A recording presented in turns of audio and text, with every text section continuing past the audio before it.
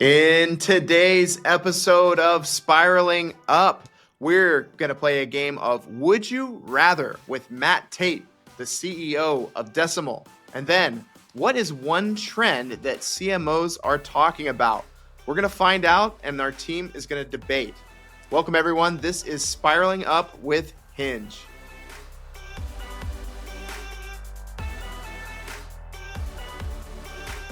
Welcome, everyone, to Spiraling Up, the podcast for professional services, marketers, and business leaders.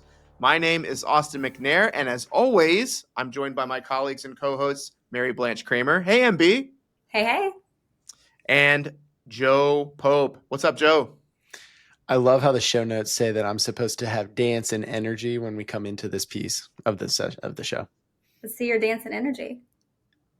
It's just not feeling dance and energy, guys. It's just like I was told we weren't allowed to have banter in this piece of the segment either. So, yeah, we're keeping the intro shorter today because we have a great interview here with Matt Tait, the CEO of Decimal. We're going to introduce him in a minute. But first, I just want to say thanks to all of our listeners, all the subscribers. If you're watching on YouTube, please hit the like button, leave us a comment, let us know what you learned, what you'd like to see in future episodes. All of that engagement in the algorithm is helping us. It's helping the show grow. The more the show grows, the more interesting guests we can get. And that's our goal. We want to provide value to you, our listeners. So leave us a rating, leave us a like, engage. We want to hear from you as we continue to make this podcast better. So guys, as I just said, Matt Tait is ready to talk. And I am really excited to talk to this guy and put him through one of our favorite challenges. Would you rather? Let's get into it. All right. Well, we're honored to welcome to today's podcast episode, Matt Tait. Matt has spent his career as an entrepreneur, having previously launched 2 technology companies. He's always focused on helping businesses, making it easier for them to operate while creating great customer experiences. Continuing a people-first theme driven by technology, Matt launched Decimal with his co-founder, Jacob Cloran, to solve financial operations, bookkeeping, and tax for small and medium-sized businesses. Matt, thanks for joining us on Spiraling Up today. Hey, thanks for having me. I'm looking forward to it. Matt, you heard Austin kind of do the official read, but I'd love to kind of just hear in some of your own words some of the stuff you've been up to at Decimal these days. I know you're also a podcaster yourself too. Just give the audience a quick rundown. You know, anytime somebody reads your bio, it makes you sound way cooler than you actually are. So I will take it down a level. I mean, we started Decimal like 5 years ago just to help people pay their bills, get paid, and track it all. Pretty simple. We all have to do it, and we all hate our bookkeeper. So we try to make that a little bit easier. And I think we've done a pretty good job of that. For me, running business is hard. I've done it successfully. I've done it in a complete failure. And now I'm doing it with Decimal. And a lot of what we do at Decimal is just try to ease that for people. And podcasting is my way to just talk to people. You know, I think that we make it sound super cool to run a business, and it is, and it's not. I mean, it's actually really freaking hard. And I think we need to normalize that a little bit more. And so I like to talk to people about kind of the hard parts, particularly after the startup phase. I think people idealize what it's like to go start a business and what it's like when you've reached $1 billion. And yet it's really freaking messy on your way there. Earlier this year, I bought for my leadership team a little thing to sit on their desk. It's a bunch of Post-it notes and pencils in the shape of a dumpster fire. And I just kind of figure that's a normal day that ends in a Y at Decimal, and might as well just kind of have fun with it and helping people talk about it's a big way to do that. And we're in the middle of like a big addition / pivot of we're going to start franchising Decimal and like really moving on to, hey, we're going to give people this whole operating system and help them succeed. And so just, all that crazy stuff that comes with being an entrepreneur and building a fast growing team. If you have a link to that dumpster fire trinket, we might want to get our hands on some of those as well. Absolutely. I'm going to sign a sponsorship deal with them because I've dropped that on a couple of podcasts, and I'm pretty sure that sales have skyrocketed. Yeah, you got to definitely get like a referral link for that or something. There we go. Let's just put it this way. I just typed Amazon into the browser, and it immediately pulled up dumpster fire. So I'll put it in the chat right now. Amazon has your algorithm really tight. It's got you right where you need it. Yes. Well, Matt, that's kind of your introduction was perfect there because I think that's right in the spirit of what we want to do in our conversation today. We want to play a classic game of would you rather. I mean, as you described, I think for business leaders, things aren't black and white. Sometimes there's these dilemmas that come up where there's two options and neither of them seems super appealing, or there's some tension, right? So what we'd like to do today is kind of run through some scenarios. We've got 5 categories of questions. In a moment here, I'm going to pull up. We've got kind of a fun way that we're going to do this. We're going to let the Hinge category wheel decide kind of what is our conversation, what topics we'll focus on today. But we've got 5 categories. And Matt, really, we want to give you these would you rather questions in here. What are your perspectives? Maybe you have really strong opinions about some of these answers. Maybe for some of them, they'll be tougher. But yeah, we really just want to dig into your perspectives as a business leader and as an advisor and hear all the great things you got to share today. How does that sound?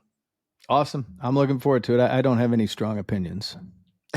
I know that's not. I don't know you very well yet, but I know that's not true. I've listened to enough of After the First Million to know that that's definitely not true. Might be the opposite. All right, so I'm going to pull up our what did I call it? The Hinge category wheel here. Can you guys see that? When you were talking about this in the background, Austin, it sounded like you'd attach things like fate, like the Wheel of Fate. The Wheel of Fate. Yeah, we got to workshop this name.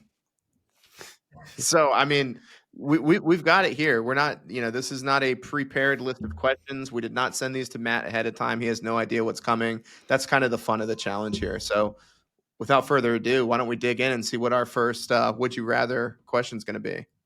In that wheel. Sound effects. Oh, We're going right. I should have mentioned there's 5 categories of questions here: people, growth levers, leadership, profit center, and then one that we're kind of calling like the Bowser Square, business killers. So that's our first category for questions is business killers. MB, what's our first business killer question? All right, Matt. Would you rather have consistent late client payments causing cash flow nightmares, or your most profitable service commoditized by AI, forcing a business model overhaul? Oh, I would easily do the AR problem because you can automate the heck out of that. Like that's a solvable problem Mm-hmm. with just a simple, like easy business and like system switch versus the AI thing is like an entire explosion. Like one's a dumpster fire, the other's a grenade in the dumpster. And I prefer fires. Talk a little bit about how you, like, if you come into a client that has that specific challenge, right? We were having AR issues. What are some quick thoughts immediately that you're trying to drill into their leadership's heads? So, I mean, the number one thing is, and by the way, this is not a like unknown problem. You would be surprised at how many businesses actually have like serious AR problems. So, all jokes aside, it's not abnormal. I don't think it's a good idea. I mean, every time I've built a business, my number one priority was collecting money. And so like I built the business around the ability to collect money, and I think you should. But the first thing that you need to do is it's kind of like put your big kid pants on and like go collect money. And the first thing we do with people, don't need to put a good system in place. You don't need new technology. What you need is a weekly or monthly habit that says, hey, I'm going to look at my outstanding AR once a week, and I am going to schedule time to go minimize that list once a week. And like that's kind of some of the advice and parenting that we do with our clients is like, hey, if you want to be successful, if you want to continue to not fail, if you want to even get better and get out of this, here is what you need to do. And that's step one that we run with all of our clients before we even look at process, systems, like company changes. It's like just put good habits in place. And that's the quickest and easiest way. And it's also something that people don't do. Like there are just kind of boring, monotonous things about being a business and a business owner that you have to do. And this is one of those that, like, quite frankly, I'm shocked that people don't do better and more of. All right, so second spin of the wheel, Matt. Let's see where we get this time. Oh my God, we're going. Back-to-back business killers. Let's go. I promise that this is not all business killers. I've been known to pull pranks on this show. This is not how I have the setup right now. All right, we're going back to the well. Okay, Matt. So, would you rather ignore a hot client issue or have a system that overflags minor concerns? I would rather have a system that overflags minor concerns because you can easily filter that out. I mean, going back to the hot client issue, I'm known for having a bit of an odd take on like client escalations. Anytime a client calls me, and we've got about 1,000 now, I send them to voicemail every time because nobody calls me with good news. And I'd rather just wait and hear their voicemail, text them, hey, I'm sorry, I'm in a meeting, going to circle with the team. We'll get back to you ASAP. You have to get on a client problem. Like somebody needs to. As a business owner, it shouldn't always be you. It can be a waste of your time to actually handle it. That phone call never goes well for you. Like you're dealing with an angry client. You might get angry. Like you have no context. Like it's just not a good thing to deal with in time. Business issues that get highlighted every time, no matter how small a business issue gets highlighted, it's a problem that needs to be fixed. If it's too small of a problem to need like immediate fixing or all hands on deck, all you have to do is snooze that for there or remember it. Or like there are a million different things to kind of think of and consider. And one of them is just filtering. And filtering is a solvable problem. It's like the AR problem we talked about before. Like that's a solvable problem with good habits and good processes versus like the big client problem. Like nobody wants those. Send them to voicemail. How do you advise your clients, when those more minor problems do come up? Because minor problems can eventually escalate into larger problems. So when you're engaging with a client and you're kind of evaluating what those problems are, large and small, how do you kind of advise them on making sure that they're not getting so focused on those hot button topics that they're able to, look at some of those lesser concerns as well? I've been married for 14 years. I've never found it to be a successful thing in my life to tell my wife that's not a big deal. I think the same is true with clients. If it's a small deal, it could be big for them. The rubric that I put on it may not be the rubric they put on it. And so what we talk about with our team is number one, you should just always be a good person and use good manners and listen. If you do that stuff, you're 90% of the way through like a problem. 10% is figuring out what happened and not doing it again. But really where most people fail is like just doing the right thing. And like what your grandma would say is like using good manners. If you do all that stuff and listen, then you're well along the path to doing it. And so like that's really where I would start is with that as a problem solving solution and figure out the rest after that. Yeah, that's great advice. Any other marriage advice though? I mean, 14 years, it sounds like you've got it locked down. I do have a flower shop that has my credit card and automatically sends flowers 4 times a year. There you go. Yeah. The same 4 times or different 4 times? Mother's Day, our anniversary, her birthday, and then one other random time because I'm usually in trouble and so it helps. That's right. It's like one of those buy 3, get 1 free deals or something like that. Yep. I wouldn't say they're cheap, but man, is it worth it? And I have no idea what they're sending every time. And they show up. I don't have to forget. I forgot Mother's Day one year. And like, I got to tell you that's 6 years ago. And she still reminds me of it. All right. Let's give it a spin again. Let's get something other than business killers. Rock and roll. Profit center. Okay, so would you rather risk underpricing new services to attract clients and build market share, or ensure a healthy profit margin from the onset, even if it means slower growth? Oh, absolutely. The second one. Are you kidding me? You see so many businesses fail because they have this fallacy in mind of, oh, I'll be able to raise prices later. I just had this argument on this new thing we're doing in franchising. And my co-founder's like, oh, we'll be able to raise prices later. And I said, what if we can't? He goes, we will. And I'm like, that's not actually a reasonable answer, an argument. And he's like, well, what if people don't buy? And I'm like, then we sell at healthy margins less.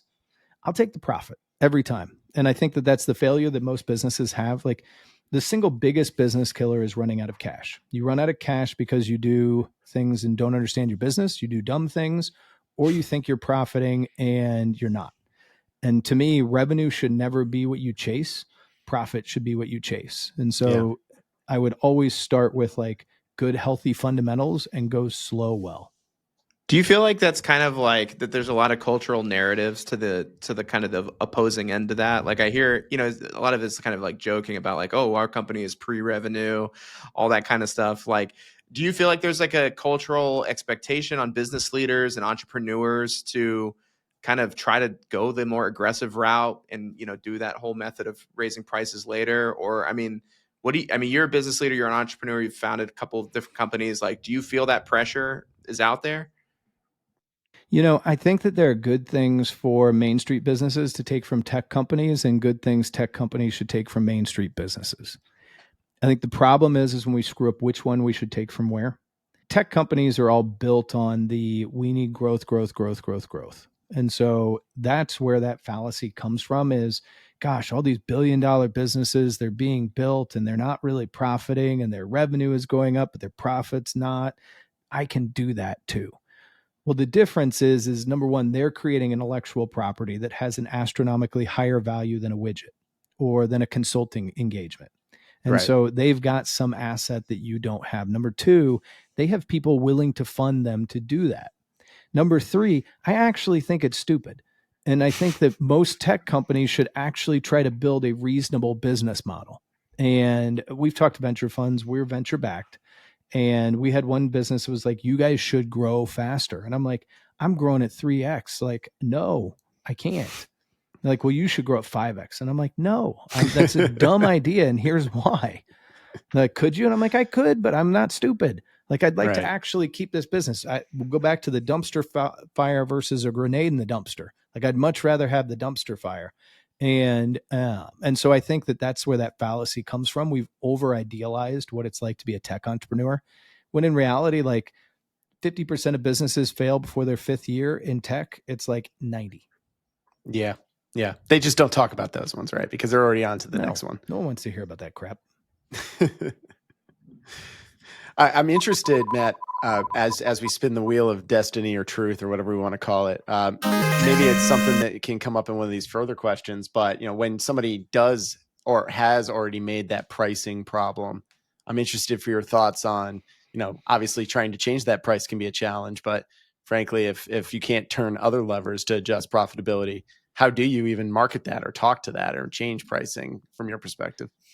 Well, one important thing, and by the way, I've rationalized my entire client base. About 18 months ago, we repriced everybody. Yeah. And we lost 22% of our client base, but revenue went up 27%. So like that, those are the hard decisions people are incapable or don't want to make, is that type of a risk bet. And not saying they work out every time, but if you're working it towards risk to a higher fundamental, then you can cut your way back to what you need. And people just aren't very good at making hard decisions and hard analyses. And if you can do that, you can be much, much better. And so like, that's where I do think you can do that. Number two, I think you should build in inflation in the future to your pricing model. Give yourself the ability to increase prices, at least on an annual basis, because costs go up. Like inflation is a natural thing. It's how much inflation actually exists that changes. And so prices do go up. If in accounting, it's a great example. For like 15 years, everybody thought you could be a $500 a month client. Well, guess what? Number one, you weren't making good margins 15 years ago at $500 a month. Number two, 15 years later, you're big, deeply underwater. And so like, to me, those are some of the fallacies that people have and you don't really hear about, but you just need to have the guts to reprice. But you need to have the story. Like, why? How am I going to do this? What's the talk That's the track? marketing What's side. the reasoning? Yep. Like, you can't just like flip it. What you can flip is the like 3% a year price increase. Great. Everybody does that. That fundamentally makes sense. Peg it to inflation, whatever you want to do. Like, you can do some things easy. If you're going to do the hard stuff, you have to have a good talk track. Makes sense. All right, I pulled the trigger a little early, but our next category here is for growth levers. I think a natural kind of segue into this topic. MB, what's our question? All right, so Matt, would you rather spend 100K on a brand campaign with no direct ROI or 100K on outbound sales with no long-term brand value? Depends on the stage of company. So if I am a startup, I would 100% do the outbound because nobody cares about your brand. Your brand is absolutely meaningless. If you are a more mature company, I would do the brand campaign because your brand is starting to need value and gain value. And so to me, it's entirely stage dependent. Where do you typically see that stage switch over? Because I'm guessing industry just specific. I mean, you start to get into the real nitty gritty, I guess. But in terms of when you're especially recognizing kind of your angle is where you come in with Decimal, I'm interested kind of where you see that transition happening. I think when you get out of founder and executive led sales is when you need to have a brand. Like if you have salespeople that are doing stuff for you, or SDRs or BDRs or whatever you're calling them, I think that your brand needs to have weight because they're just not the type of person that has natural gravitas. It's cheating to win when you're selling as an owner. It's one of the reasons why we really like franchising is because you have a bunch of owner operators. And that carries gravity when you're trying to sell things to a business, and whatever professional service, marketing, consulting, accounting, legal, like the business owner sale is a great cheat to win. Executive is the next stage. Like, hey, I hired a VP of sales or a CRO to do this stuff. That is also cheating to win, and your brand starts to need more value, but doesn't need as much. When you start to have lower level employees doing the sales and being that kind of talking point, they need the assets to be successful. Matt, there's a lot of people in our audience who would love to go and invest in more of a brand awareness campaign. But anytime they bring that topic up to maybe firm leadership or, founder, owner of the company, there's that skepticism, right, about the ROI. Like, well, what are we going to get out of this? What are your thoughts, or what advice would you give those marketers out there that would like to do more on kind of the brand awareness stuff? Maybe, as you said, they're in that phase where they need to be doing more of that. And they know that, building the brand and getting more eyeballs on the company is like kind of the stage that they're at. But there's always that objection, that ROI objection that kind of comes in. What advice would you give those marketers? Start small and build. I think the problem is, and I've had this with marketers that I've worked with and hired, is they always want to sell you everything. Like, here's this big plan. If we do all this stuff, our brand is going to be X, Y, and Z, and it's going to be amazing. And like at that point, all I'm thinking about is dollar signs.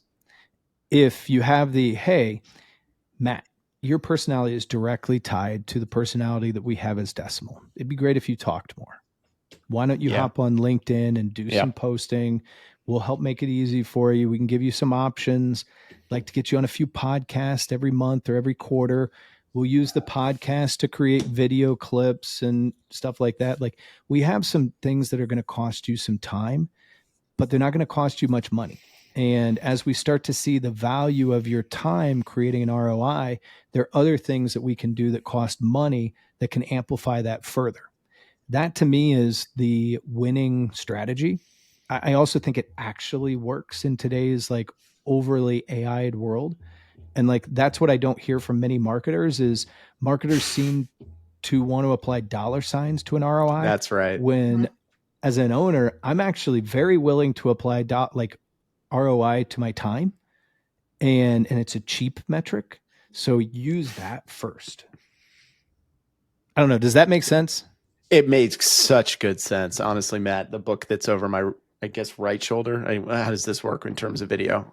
Hinge wrote The Visible Expert Revolution, and it is centered around this concept that you can not only create expertise through individuals to break through the noise of things like AI, but it's the type of thing that you could then, you take somebody's voice and then suddenly that voice becomes written word, or it becomes clippable insights, or it becomes something that somebody else might be interested in paying you to talk. And that type of explosion of visibility can come relatively cheap as long as you can dedicate some time to it. And it doesn't necessarily need to be founders. So you have your more mature companies who can bring that voice through practice leads, for example, or things along those lines. So, you saw all three of us, I think we're nodding along as you were saying this because we resonate with it completely.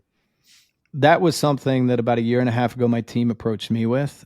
And I'm an introvert. I had never done podcasts until about a year and a half ago. I had never posted on LinkedIn.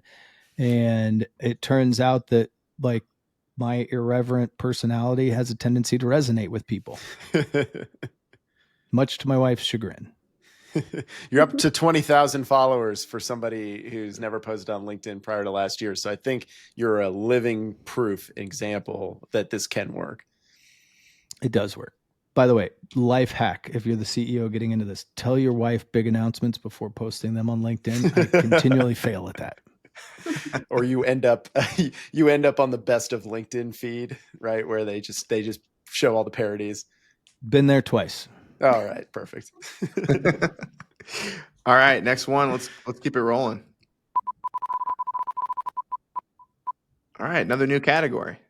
Let's talk about people. Okay, so Matt, would you rather prioritize employee happiness and work-life balance, even if it means slightly lower immediate profit margins, or strictly optimize for profit and efficiency, potentially risking employee churn? That's such a bullshit choice. I'm going to go see all of the above. I want to hire people that are willing to do great things and balance life. Like, number one, I'm a huge proponent of like leading a balanced life because I think that makes you better at your job. I'm also a massive proponent of like quality of work is not determined by butt and seat time, but That's by right. the output required of your role. So like that to me is I feel like your question has a couple of assumptions built in that I think suck. And I want to challenge that. Like my first job, I'm a recovering attorney and I was in a big law firm. And like, if I wasn't there at 8 and still there at 6, like I got yelled at, even if I didn't have work to do. Like I was just supposed to be there and wearing a suit and tie. And like now I'm wearing basketball shorts and a t-shirt and a hat. And I'm very happy in my life. But I also think finding people that want to work hard and be successful. I don't want people that like level out. I want people that are rocks. I don't need people that are all upside. I've got a big enough company at around 100 people that like, I actually need people that don't continually want a promotion every like 3 months. I need people that are just really good at their job and really good at being good at their job. So like, I challenge your question more than the answer that I'm going to give. I think that's fair. You bring up, and as a business owner, I mean, I think there's like an underlying retention question in this too. So, as a business owner, do you have any advice for other business leaders on retention in an organization? Yeah, look, I think to your question, if you are a lifestyle business, then hire people that fit the personality of that business and the lifestyle method of that business. If you are a high growth business, don't hire those people. Hire people that want to be in a high growth, high performing business. If you are somebody like me that kind of tries to balance between the two, find people that fit that. Like the problem with retention is a you problem. You made the mistake in hiring. You made the mistake in finding the right match for your company. Like you may blame them, but it's a you problem. And that's actually the biggest thing that I find business owners struggle with is so often they feel like they should be looking at a window when they're really looking at a mirror. And the reality is the buck stops with us. I love that perspective. Yeah. All right, let's spin the wheel again. Let's do it. I love that. I hope it lands on people again. Let's go. People. I got no control over that. That was good. It is fate. It is the wheel of fate. Okay, next people question then. Would you rather hire experienced professionals who are resistant to new technologies and new processes, or hire eager, early career professionals who require more training but are adaptable and but are adaptable to innovation? I'll take adaptable to innovation and younger, not younger. I probably HR would yell at me for that statement. I will take people who are more adaptable and willing to adapt every day. And I find them at all age groups. I think that that's always better for me. Change management sucks. And the more you have to manage change, the more you're not doing other things. Training is part of a hiring process and a role. So I would totally take that. Now, I'm going to add a caveat, particularly as a remote company. I need people to have batteries included. So hiring directly out of college is not something we've found to be great. I need somebody that knows how to be a professional. And realistically, like coming out of college, you shouldn't work at a remote company. Like you need to be in a place that gives you a culture and people and new friends. And like you need all lunch and happy hours. And like, I wouldn't want to work at a remote company right out of college. I want to hire people in their second or third job. And I think that's perfect. But I do want adaptable. Young is not a category I care about. We've got old, young, middling. My COO is way older than me. I hope Michael hears this. And but adaptable, I think, is the most important characteristic. Curious and adaptable creates a good employee. So natural follow-up question then, how do you screen for people that are adaptable? Like when you're maybe in an interview for a key position, key role, like how do you discover that or get people to show that in an interview? So not successfully every time, but I try to prod for kind of creative answers, creative questions. My brother for almost a decade was a consultant at Accenture, and they're like the king of random questions and stuff. And like, I have no problem playing on some of those. Like, why should you buy buttered popcorn and cook it? Or should you butter your popcorn afterwards? Which one's better? Why? Like, no one actually thinks that through. It's an interesting question. I want to hear how you think. I don't care about your answer. And then I want to push back. And then when I push back, I want to hear how you push back against me. And sure. Makes sense. That I'm looking for people. I like to talk. I like strong opinions. I like to push people. I like people that'll change their opinions. I like people that have strong opinions. Like I'm looking for that type of adaptability, and I'll create scenarios throughout an interview process that at least highlight the opportunity for it. But I haven't been successful every time. When I was interviewing at Hinge, the managing partner at the time, Lee Frederickson, he asked me why I wanted to switch jobs. And I said, well, I'm working in a nonprofit right now. I'm the only marketer. I kind of feel like I'm in a silo. And his follow-up question was, have you ever been in a silo before? And I was like, no. Missile silo? What kind of silo? But I guess he had like corn. He had personally been stuck in a silo before and had that Me experience. You've been stuck in a silo? I live in Indiana, man. Drive 20 minutes, I can hit 10. There you go. I was just going to ask, what was your answer to the popcorn question? I would just buy it because I'm lazy and it's a waste of time to figure out how to like correctly butter it all over the popcorn. Yeah, I think if you put butter, if you put butter on a hot thing of popcorn, like the top third layer is going to be buttered and the bottom 2/3 is not going to be. So you got to do it in layers. Oh boy. I'm not butter after person. I bought a grill because I can turn it on with my phone.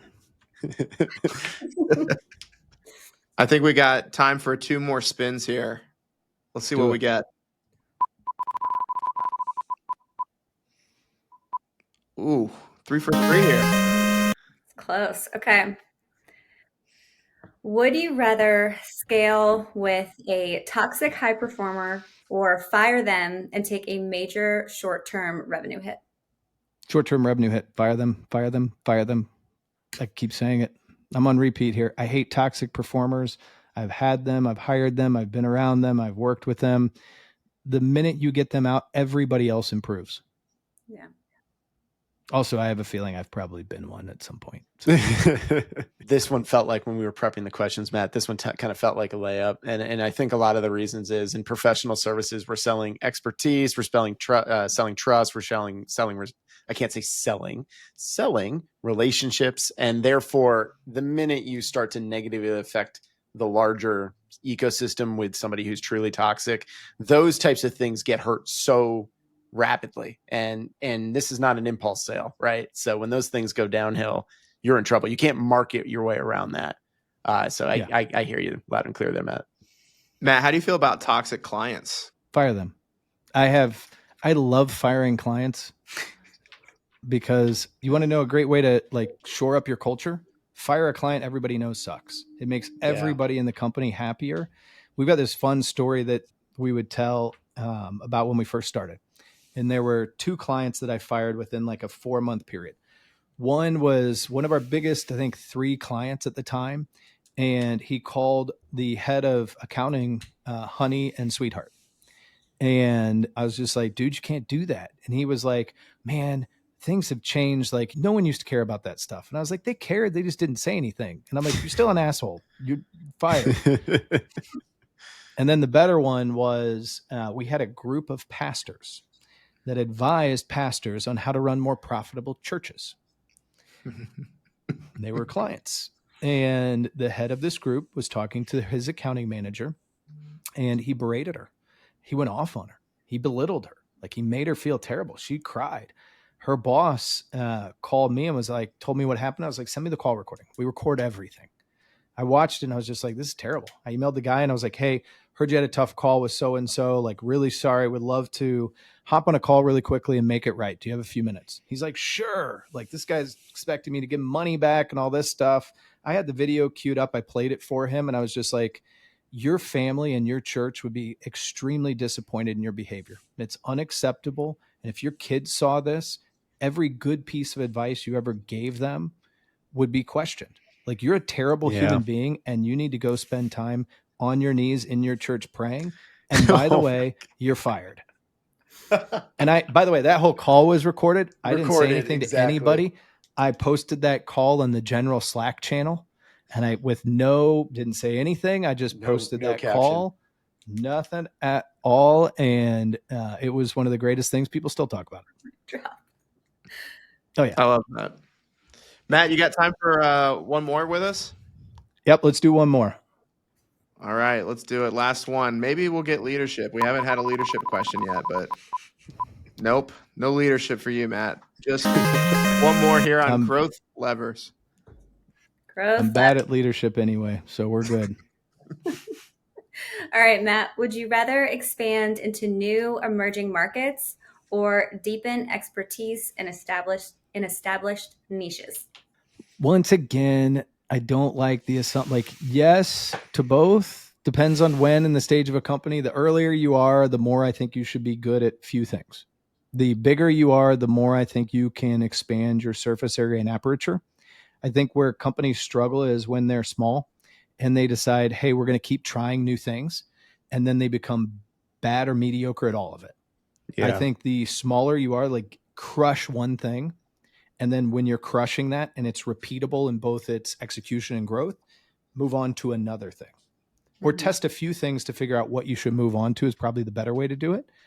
And that's how I would play it. It depends on your stage as a company and kind of where you are as a business. Both are good, but both can be bad if done at the wrong time. Yeah, we're big proponents of research in that example too, Matt, right? Where you use data, you use insights to test those types of assumptions instead of just the spaghetti at the wall approach, which unfortunately I think a lot of small and even mid-sized companies, if in the marketing realm, that is their marketing approach. It's like, what's the flavor of the week? Let's just throw things at the wall. So I'm sure you run into that on the operational side as well. Well, and I can tell you, and we can leave it at this, like, we made the big decision to franchise this year. It's a huge decision that distracts away from the core business. And we tested it, we tried it, we researched it. You can't really test or try. You're more like market researching it. Yep. And we decided it was a big thing. And we put all of our marbles in that bucket. 3 weeks ago, we announced it at a big conference in front of 2,200 accountants. And I have a wait list that's filled up all the way through 27. Like, we tested it, we tried it, we need to execute on it. It's still going to be a dumpster fire, but I think we did it in the right way at the right time. Well, Matt, we'll have to have you on to talk about the success, which it sounds like it's pretty much destiny for you at this point in a year or two. Once you get through that wait list. We'll see how it goes. I'm going to fail out of a lot. Failing upward, spiraling up. That's what this podcast is all about. Matt, man, thanks for your time. It's been awesome. Where can people learn more about you? Where can people learn more about Decimal? Yeah, I mean, feel free to just follow me on LinkedIn, Matt Tait, Decimal.com is the company. And after the first million is our podcast. Would love to connect with people, and anything I can ever do to help, I'm in. Awesome. Well, thanks again so much for joining us. For Mary-Blanche, Joe, myself, this has been another great episode of Spiraling Up, and we'll see you on the next one. Thanks, guys. Take care, Matt. So we just got done playing Would You Rather. And look, Joe, Mary-Blanche, there's a lot of people out there right now with a dilemma. Would they rather kind of continue to try to solve marketing problems on their own, try to take some of their toughest questions about marketing and branding and what they should do next, their business development, their website, all of these big questions? Would they rather kind of just sit and maybe talk to ChatGPT about this? Or would they rather give us a call here at Hinge and maybe we can help? Well, I'm just praying that ChatGPT is going to just keep sending them to us like it has been recently as we've watched those metrics go up. But no, what would I rather do? I'd rather be successful. I'd rather spiral up. And the way you can do that is by giving Hinge a call. And the fine folks here at Hinge are excited to talk with you all about your marketing challenges, your branding challenges, and your research challenges. That's all we do here. We're focused exclusively in the professional services space, working across all the core industries, and we are looking forward to hearing from you soon. Would you rather talk to Joe or talk to Austin or talk to Mary-Blanche? Probably Mary-Blanche, but that's Mary-Blanche is just going to immediately forward your email to me anyway, so it's fine. That works. Well, head to hingemarketing.com. We're easy to find. We're easy to get in touch with. We'll see you there. All right, guys, let's get into today's pivotal story. Is your marketing budget truly optimized, or could it be working harder? A recent viral LinkedIn post from Andrea Pelton, founder at CMO Growth Guide, has sparked a lot of conversation about how firms are prioritizing their spend. According to her post, there is a perspective shift gaining significant traction, particularly among chief marketing officers. She says the days of acquisition at all costs are over. According to latest reports, 60% of CMOs are pumping more money into keeping customers while actually cutting their acquisition budgets.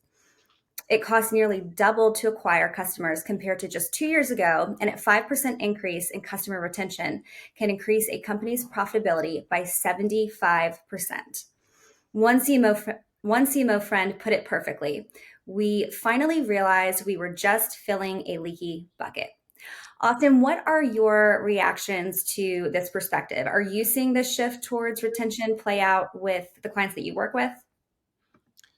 I mean, I love the topic. I think that as marketers, I think she's right about one thing. I think that the acquisition at all costs is normally what marketers are spending their time thinking about, right? Mm-hmm. We're thinking about brand awareness. We're thinking about acquisition. I know a lot of marketers, especially those that are not really involved in kind of product delivery or client delivery, service delivery. A lot of them don't even really know what's happening on that side of the organization at all. Again, they're just outward focused.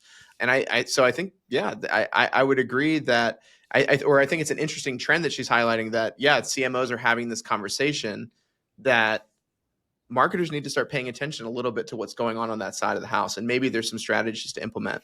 I want to share one piece of data with you guys. This actually comes not from our high growth study, but actually from a research project that we did with the Association for Accounting Marketing. It's similar to our high growth study in that we're trying to understand what the fastest growing accounting firms are doing. We're actually looking at line items inside marketing budgets and measuring trends over time. And one interesting trend from this year's study that we just released with them is that the high growth firms are investing more, specifically in client events and client engagement. So to me, our data kind of speaks to the data that she's saying, that faster growing companies have recognized that the leaky bucket, if we can plug some of those holes, that's going to actually help boost overall profitability for our business and boost performance. Joe, I'm interested in what you think, this dynamic between marketing and paying attention to like what's happening. Maybe, do you have any specifics here in terms of what marketers can do to be more involved on that side of the business? Well, I know she referenced in her post a few different statistics, and I think in general, anybody who's sitting out there and doing searching and looking at data, for example, which is good, you should look at data. And my answer to your question is going to go in that direction. She referenced all these different types of metrics, but they kind of tell a similar story, which is if you are going to spend your money, you should spend it wisely. And in a lot of circumstances, by spending it on keeping the types of clients you want more of, you're going to put yourself in a highly beneficial, more profitable setup. And I think what really it comes down to is if you're not a startup, if you're a company that's been marketing itself for some amount of time, you've developed a brand reputation, you've done all these types of things, the benefits of actually doing ongoing investigation into that type of audience, that ideal customer audience, allows you to start to develop strategies that can not only speak to that key segment of your business, but it'll also speak to people that really resonate with those types of clients and resonate with their stories, their issues, their topics, things along those lines. A lot of times this is a way that Hinge starts our engagements with clients, building that foundation. And it's just thinking about this from a more strategic perspective. Those voices can really educate what your marketing is. And, honestly speaking, when you give them a platform to talk, most of them are going to be very excited to talk. They're going to be able to say what's bothering them, what's they're thinking, and so forth. You can't help but take that data and inform your teams. Start changing how you think about something, how you word something. So I think the benefit of starting to angle marketing towards, maybe not towards all of your clients, so that's probably a flip over here as well, but to a specific segment of your clients is brilliant. And it should be something that every organization does. I see this as like a really key component to like an account-based marketing strategy, right? Which over and over again Buzzword. now, yeah, a lot of our clients are bringing this to the forefront and asking us questions about this. And I mean, I think that we fully endorse an ABM strategy.